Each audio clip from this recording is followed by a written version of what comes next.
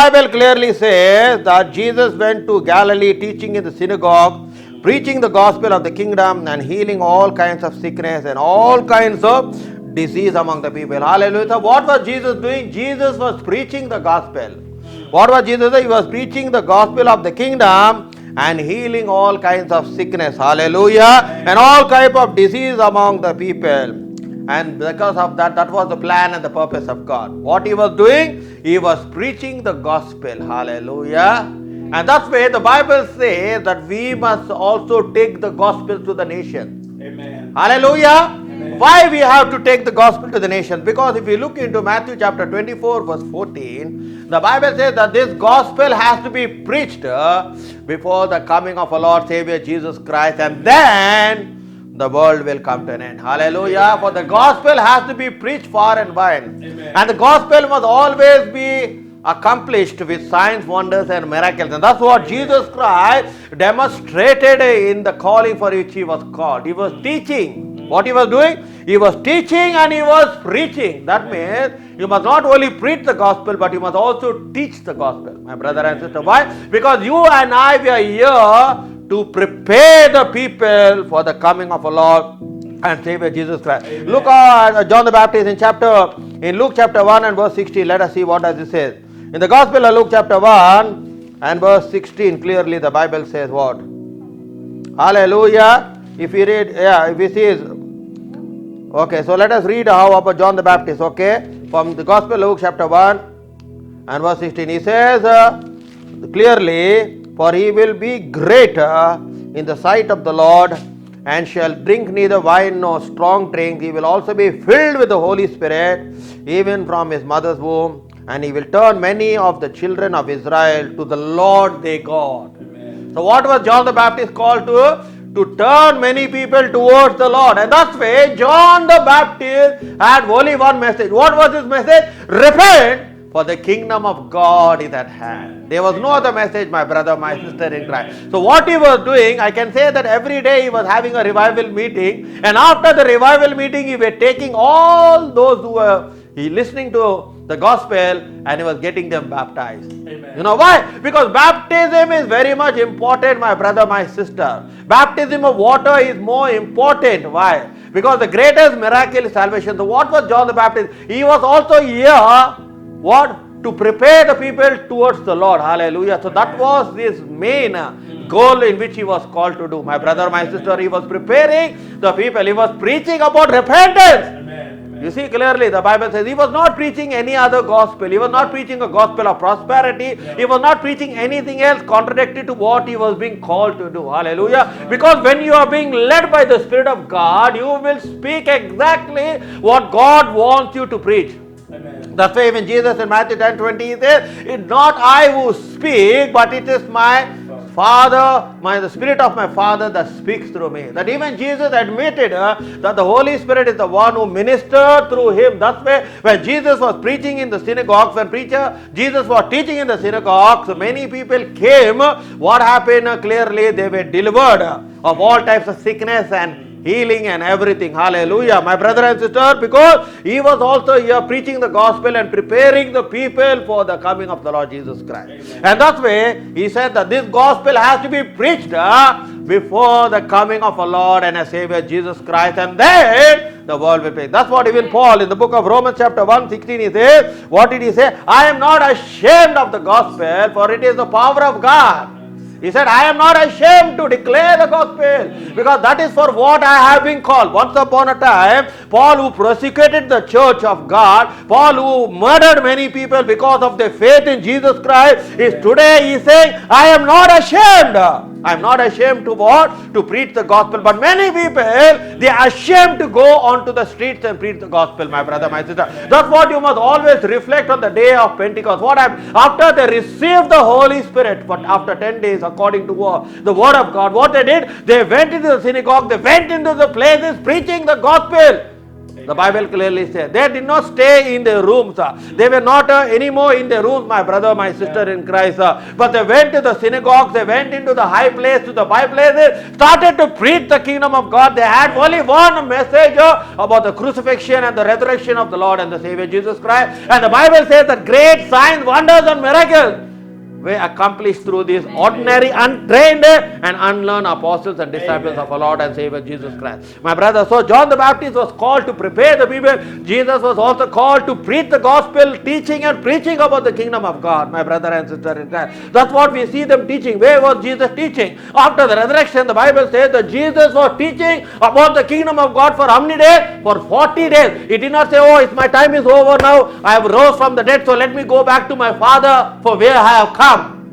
You see clearly, my brother and sister, he was with the disciples for 40 days teaching. Thus way, a man of God or a pastor is not only just preaching the word of God, he must be able even to teach the people. Hallelujah. Amen. And that's what, even as a father, you must be able to train up your child in the fear of God. The Bible, that means you teach your child the ways of God. That's what even in the Old Testament clearly the Bible says, when the God divided the river Jordan, you see clearly when it happened, he said, put stones over there. And when your children ask, you need to tell them so that they may know what great thing that the Lord has done, my brother and sister in Christ. And that's what the Bible is. That's why here we see in the book of Romans, it says, I am not ashamed of the gospel. I'm not ashamed. But there are many people, my brother and sister, they are ashamed to go and preach the gospel. They are ashamed to declare the faith in Christ. They have the spirit of fear. But the Bible says in 2 Timothy 1:7, for God has not given you the spirit of fear, boldness, courage, and a sound mind.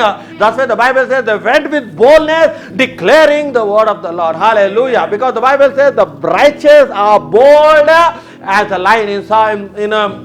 The Bible clearly says here in Proverbs 21, the righteous are bold as a lion, my brother and sister in Christ. And that boldness, who gives you? He gives you, the Holy Spirit only gives you. That's the way, even in Acts of the Apostles, we see that they went house to house, breaking up bread and abiding in the apostle doctrine. In the apostle doctrine, my brother and sister in Christ. And the Bible says that many souls were added to the church. And where did the church start? The church did not start in the building. The church started in the house.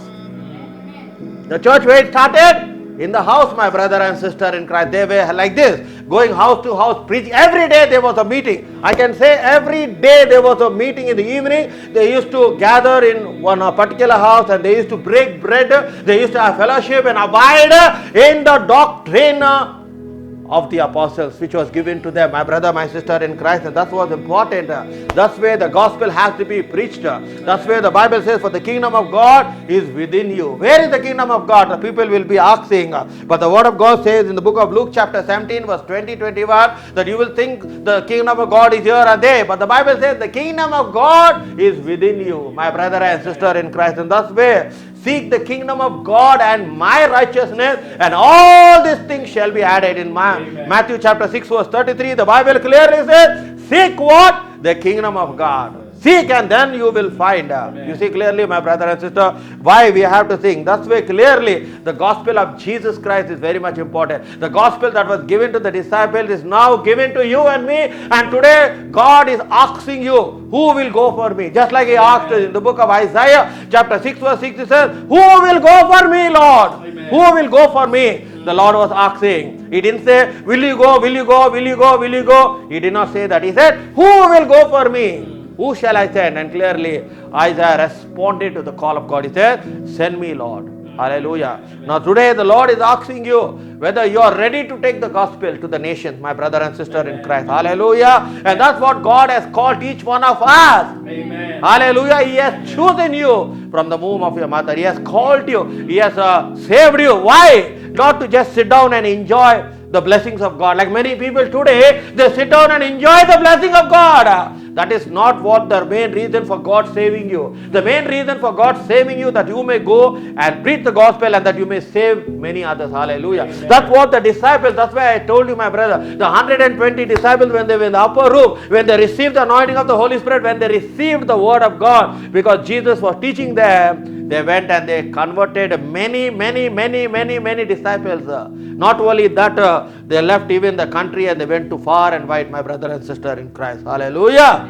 That's why it's very much important. You know why? I'll tell you something. Because the gospel has to be preached before the coming of our Lord Jesus Christ. Amen. Because when the church is raptured, you cannot preach the gospel even Yes, today. true. You know what will happen when the rapture takes place? Who will preach the gospel? Many people. Why God has assigned you? God has never assigned an angel to preach the gospel. Amen. God has never assigned an animal to preach the gospel. God has assigned you and me to preach the gospel. That's why I always say that when a man is not available for God, God uses a woman. And when a woman is not available for God, that's when God has no other option but to use an animal, my brother and sister. It was not in the will of God for God to use the donkey to open his mouth. But because of the foolishness of the prophet Balaam, God had to show his sovereignty. That is, I am all knowing, I rule over heaven and earth because I have created everything for my glory. And immediately what he did, he opened the mouth of the dumb donkey and he spoke in a man's voice, my brother and sister. It never again happened. You can see from Genesis to Revelation, you will not see anything like that happening. Why? Because when a man is not available, God chooses a woman. Clearly we see. In the book of Judges, we know about Deborah. Deborah was a woman who ruled Israel for 40 years. She was a judge. She ruled because it was the plan. She was a prophetess. She ruled, and God gave victory in every area of her life, my brother and sister in Christ. Thus, when a woman is not available, God has no option to use a thing. But when the rapture takes place, when the church is lifted up, my brother and sister, is that way the angel of the Lord preaches the gospel. In the book of Revelation, let us see that. In the book of Revelation, chapter 14 and verse 6 clearly. Let us go into the book of Revelation, chapter 14 and verse 6. Then he says, then I saw another angel flying in the midst of heaven. What he says? Having the everlasting gospel to preach for those who dwell on the earth, to every nation, tribe, tongue, and people. Hallelujah. Now he says that the angel is preaching. The angel is preaching what? An everlasting gospel. That means after that there is no other gospel that will be preached. That's why I tell you, when the church is raptured, there will be still people who will be saved, but with a price. You see clearly. That's why when God showed the apostle John in a vision, he said, who are these? He said, these have been martyred, for these have come out of the great tribulation, washed in the blood of Jesus Christ. There is a price to pay. Hallelujah. If that's when man don't preach. That's why I am showing you scripture. Who is preaching here? Angel, the everlasting gospel. But nowhere you see in the book of Genesis till the book of Revelation that an angel preaching. Because even see clearly what Paul is telling. In the book of Galatians chapter 1, he says that even if the angel of the Lord comes from heaven and brings you another gospel, what he said? He shall be accursed. In Galatians chapter 1 and verse 8, see what does it say? Read, anyone who is there. Galatians chapter, yeah. If we or an angel from heaven Yes. preach any other gospel to you, and Yes. what we have preached to you, let him be cursed. Let him be cursed. That means the angel was not assigned to preach the gospel. And even he's telling to the church in Galatia, he's saying that even if an angel comes and give you another gospel. Amen.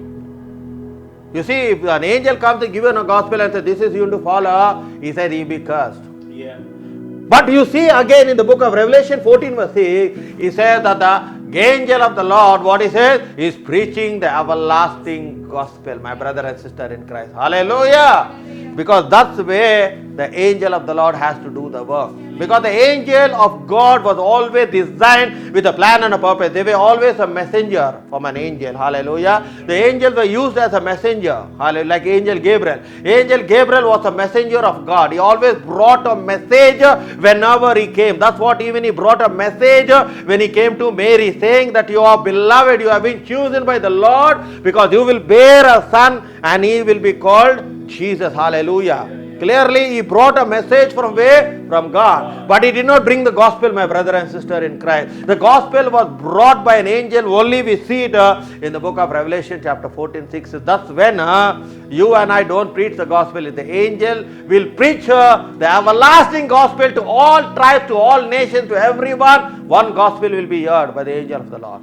That is the last time that is said. And that's where you pay a heavy price. You know why? Because you want to become a Christian, what will happen?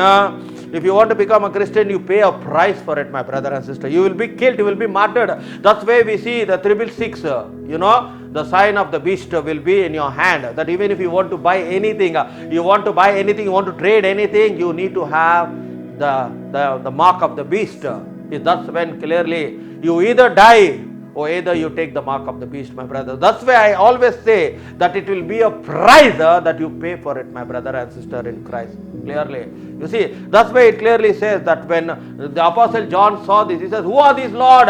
And the Bible says that these are the great multitudes have come out of the great tribulation, washed in the blood of the Lamb. Hallelujah. Clearly, my brother and sister in Christ.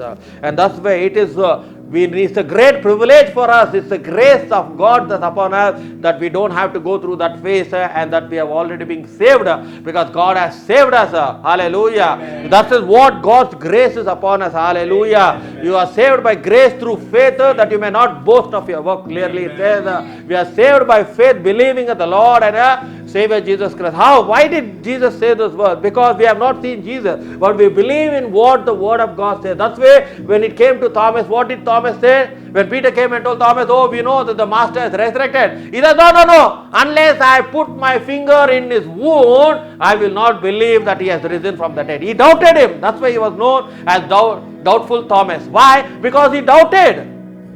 Though Jesus Christ many times spoke of his death and spoke of his resurrection, but this disciple, especially when Peter came and told, who had to become the pillar, who's the leader among the disciples, he said, no, I just don't get carried away by what you say. I need to see. So immediately we see that Jesus appeared to him and he called him Thomas.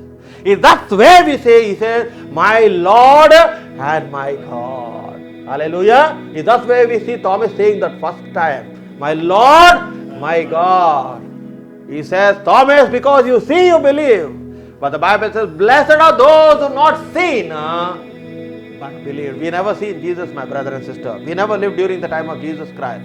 But we believe by faith that this is the written word of God. Hallelujah. We believe that the word of God has been inspired by the 40 authors who compiled and canonized the Old Testament and the New Testament and made it together so that you and I may believe in our Lord and our Savior Jesus Christ, my brother. That's what the Bible clearly says. For no interpretation of prophecy of the word of God came according to the will of man, but when they were moved by the Holy Spirit. This is the inspiration of God. This is the breath of God. And that's where we are saved by grace through faith. What is faith? The Bible says in Hebrews 11 verse 1, faith is the evidence and the substance not seen, what you don't see, but you still believe, my brother and sister in Christ. That's why during the time of Jesus Christ, many people just believed in him, but many people had to say, unless you show us signs, wonders and miracles, then we believe who you are. They never believed, my brother and sister in Christ. I can say clearly, they never believed that Jesus Christ was the Son of God.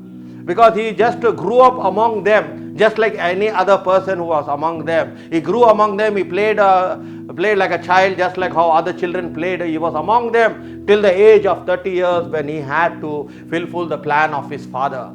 You see clearly, my brother, because everything is according to the timing of God. There is a season for everything, my brother and sister, and everything happens according to the timing of God, my brother and sister in Christ. That's why sometimes we have to wait in the presence of God to fulfill the timing of God, my brother and sister in Christ. And that's why till Jesus Christ comes, what happened? We have to preach the gospel. Hallelujah! We have to preach the gospel, for the kingdom of God is at hand. Clearly the Bible says, my brother and sister, is not fighting among church members, is not fighting among brethren, is not fighting whose church is bigger, whose church. We have to go into the world and look at the unbeliever. Hallelujah. The Bible says that when one sinner is saved, there is more rejoicing in heaven. Angels rejoice over a sinner. Amen. Angel is not rejoicing because of a righteous person over here. The Bible does not say that, my brother, my sister in Christ. He says when one sinner accepted Jesus as Lord and Savior, there is rejoicing in heaven, my brother and sister in Christ. So what is the meaning of that? The meaning is that we need to go onto the high streets and preach the gospel to the unbeliever. For those who don't believe in the Jesus, and we need to say that there is a hope, there is an assurance, my brother, my sister. That's why I always say this government cannot give you assurance. The Prime Minister or President of any country cannot assure you. But Jesus can assure you. Amen. Hallelujah! Because He has promised you something greater than whatever anyone has promised you in life. And that's life eternal. Amen. Hallelujah! Amen. He has promised you life eternal, my brother, my sister. No one else has promised you that. Hallelujah. Amen. And He has already prepared a place for you. That's what the word of God says clearly. Your place is already being prepared in heaven. Is being prepared. Hallelujah, my brother and sister in Christ. And that's very much important today, that we need to know that the gospel has to be preached with signs, wonders and miracles. Why signs, wonders and miracles? Because not every preaching what you preach, the people will just get converted. Yeah. No, because when a person gets healed from his sickness or from his disease, what happens? He will accept Lord and Savior. That's what Jesus also had to heal blind Bartimaeus. Why? Because blind Bartimaeus was born blind from his birth, but he needed a miracle in his life. Immediately I can tell you that after blind Bartimaeus received his sight, you could have become a disciple of Jesus Christ, my brother, my sister in Christ. Why? Because he received the miracle. Hallelujah. Amen. My brother and sister, thus way signs, wonders and miracles will follow for those who believe in my name. That's what the gospel of Mark chapter 16 verse 17 is there. For these signs and wonders will follow for those who believe in my name. You will lay a hand upon the sick, they will recover. You will cast out demons in my name. That's what clearly we know that Jesus Christ came to deliver those who are being afflicted by the devil, and that same power is being given to you and to me, my brother and sister in Christ. That's why you cannot just say that if I only preach the word of God, your ministry must always be accomplished with signs, wonders and miracles with the power of God. Amen. Amen. That's why they received the power of God, they operated in the power of God. Many people were delivered from the affliction of the enemy. Hallelujah. Amen. Because it's when you are under bondage, what happens? The devil does not allow a person to receive Jesus Christ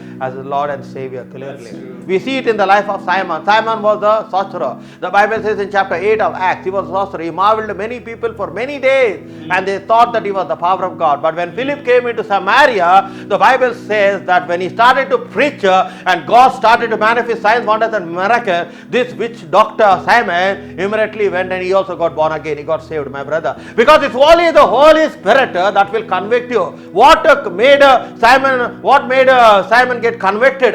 It is not that because he preached the gospel, because he saw the signs, wonders and miracles, the way God was using Philip in Samaria. He said, from where is this power? For where is this person? Who is this person? Clearly, the Bible says that many were baptized, and among those who were baptized, even Simon the sorcerer was also baptized, my brother and sister, because it's only the Holy Spirit that can convict you that you are a sinner. The Bible clearly says, my brother, in the Gospel of John chapter 16 verse 7-8, clearly the Bible says only the Holy Spirit will convict you of sin, judgment and the righteousness of God, my brother and sister in Christ. It is not a person who can convict another person. It does not work out. That's why you need the power of the Holy Spirit, that when you preach the gospel, that there is conviction in the soul of a person. Amen. No matter how hardened the heart of the person, no matter how hard the heart is, even though Satan may harden the heart of a person, but when the Holy Spirit comes, what happens is break the stony heart. That's what the word of God says, is break the stony heart, and I will give you a heart of flesh, and I will put my spirit. That's what happens, my brother. When you get born again, when you are baptized in water, the Holy Spirit comes and dwells inside you, my brother and sister in Christ. And that's where we need the power of God to break the yoke. Hallelujah. The Bible says the yoke, in the Gospel of Isaiah 10 verse 27, he says, the yoke shall be broken because of the anointing oil that is upon you, my brother. Because it is the will of what is the will of God for you to be delivered. It is the will of God for you to be set free. It is the will of God that you live a blessed life, that you be prosperous in all areas of your life. Because many people, they are being oppressed by the devil, they are being suppressed by the devil, they are being depressed by the devil, my brother and sister in Christ. And that's what we see, that Jesus Christ came to set the captives free. Hallelujah. That's what in Isaiah chapter 61 it says, for the Spirit of the Lord is upon me, He has anointed me to preach the good news and to deliver those who have been into bondage, and to set the captive free. That prophecy of Isaiah chapter 61 verse 1 was fulfilled in the life of our Lord and the Savior Jesus Christ. Hallelujah. Amen. That's why the word of God says, for the Son of Man was manifested to destroy the work of the devil. And that power is given to you and to me, my brother and sister, that when we preach the gospel, great signs, wonders and miracles will happen on the road. Hallelujah. Amen. People will come to the knowledge of Christ. Hallelujah. Because if the Holy Spirit will convict, hallelujah. And thus way your ministry or your calling in which God has called you must always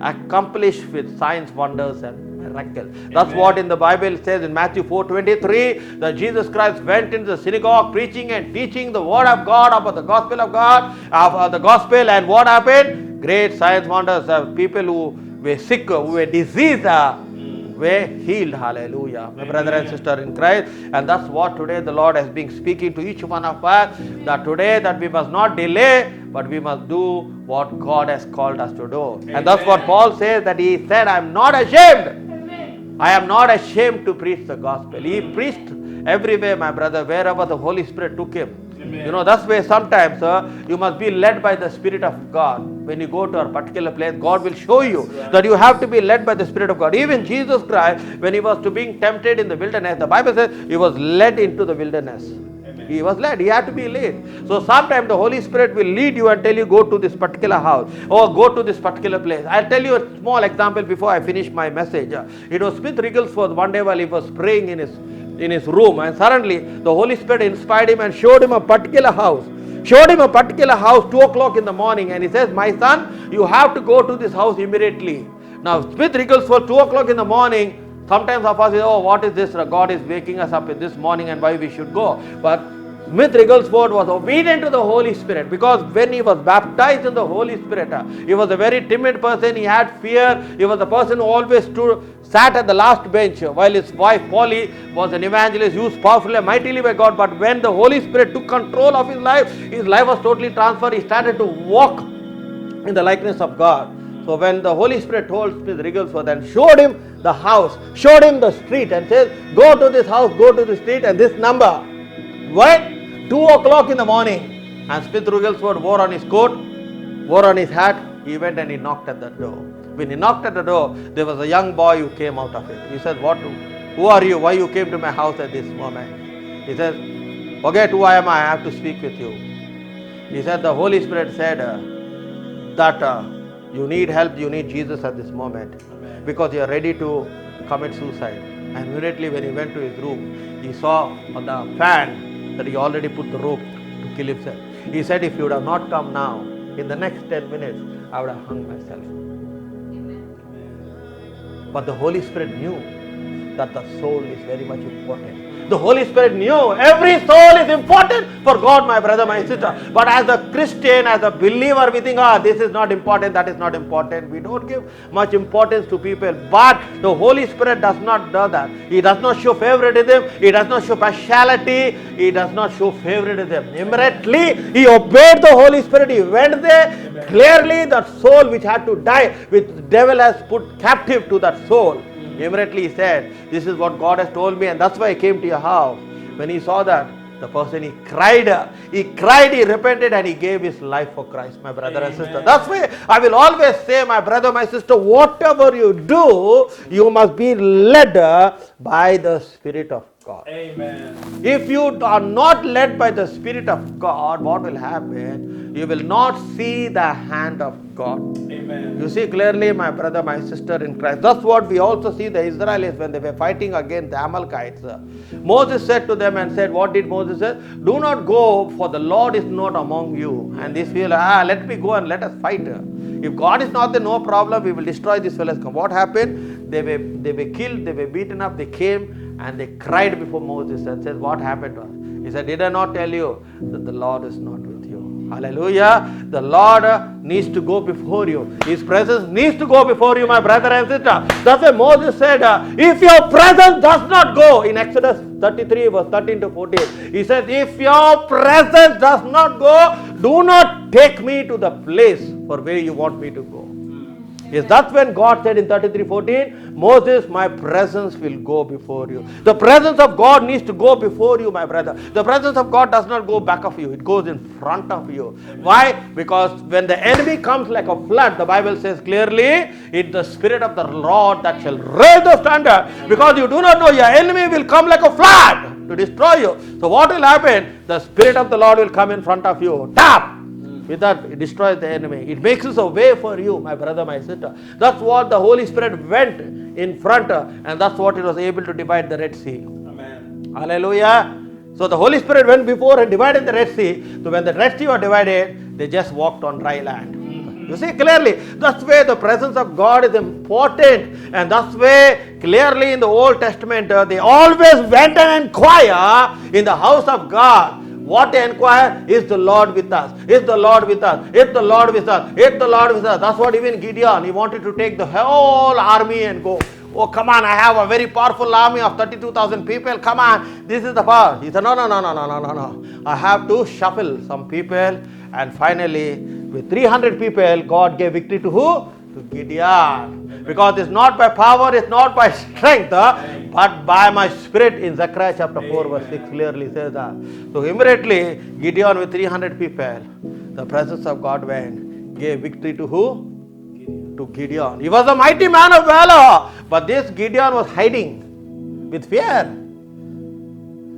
And God called Gideon, hey, why you are fearing? Why you are sleeping over there? What's happened to you? He said, Lord, I heard of the miracles which you do and waiting, and I thought you have forsaken me. God said, wait till I forsake you. He said, get up, for I am going to give you victory. So Gideon took the entire army. God was not happy. Why? Because God, when He fights the battle, He alone wants the glory for Himself, not for man. You see clearly. That's why God was able to deliver the entire Israel through one man. He showed Pharaoh that this one person, Moses, is enough. And through him, I will be able to deliver my children from bondage for 430 years. Amen. One person is enough for God. Amen. One person is enough for God. You see clearly. The Bible says clearly in the book of Ezekiel, what he says, for I looked for a man to stand in the gap. He's not telling, I'm looking for people to stand in the gap. God always goes with one man. If one man is not there, two people. If not two people, that's what. God chooses more people. But basically, God is able to do the job with a single person. Whether it be a man or whether it be a woman, it does not matter. Why? Because it's not by power, it's not by strength, but it is by the Spirit of God. Hallelujah. And that's what we see from Genesis to Revelation, that God has given victory to His people. Hallelujah. God manifested His power and His glory through the weak. Hallelujah. That's why the Bible says God has chosen the weak. That's what Paul says. He has chosen the weak. He has never chosen the strong people. He never chooses the strong person. He has always chosen the weak to destroy the strong. Why? So that you depend upon the strength of God, that you depend upon the grace of God, my brother and sister. And that's what today the Lord has put this word in my heart, that this gospel has to be preached. Amen. As how Jesus has preached, how the disciples has preached. Now it is your turn and my turn that we need to prepare our people. Instead of fighting among us, fighting among the churches, among pastors, among evangelists, and thinking who is greater than who, let us not be like Korah. Korah fought with Moses. You know what happened? Korah and his entire family went into the earth. Why? Because he wanted to challenge Moses. He says, you think too much of yourself, Moses. You think only you are God. You think that you only belong to the tribe of Levi. You think I'm not a priest. You think I'm not a pastor. You think I'm not an evangelist. People, they always, what they try to do, they compare themselves with another person. I will always tell you, my brother and sister in Christ, for whoever is watching this video, never compare yourself with another person. Never ever compare your anointing with another person's anointing. Because when God deals with you, He deals individually with you. Amen. For much is given, much is required. The fellowship, the intimacy, what you have with God determines the power of God operating in your life. So never ever try to compare yourself with another ministry. Never ever compare yourself with another man of God or a woman of God. Don't be like Korah, who was foolish. He compared and he says, you think too much of yourself. He said to Moses, he says, I don't have to think too much of myself. He says, tomorrow morning, come to the tabernacle of meetings. It's God who will decide. And the anger of God came upon whom? Korah and the entire family. 250 people. Just God opened the earth and made them go down. My brothers and sisters, let us not judge one another. Hallelujah. Amen. Because it's God who calls you, God who saves you, God who anoints you, and it's God who uses you for His glory. So Amen. stop comparing with another person. Stop comparing with another ministry. Stop comparing with other people. Amen. Do what God has called you to do. God bless you. Amen.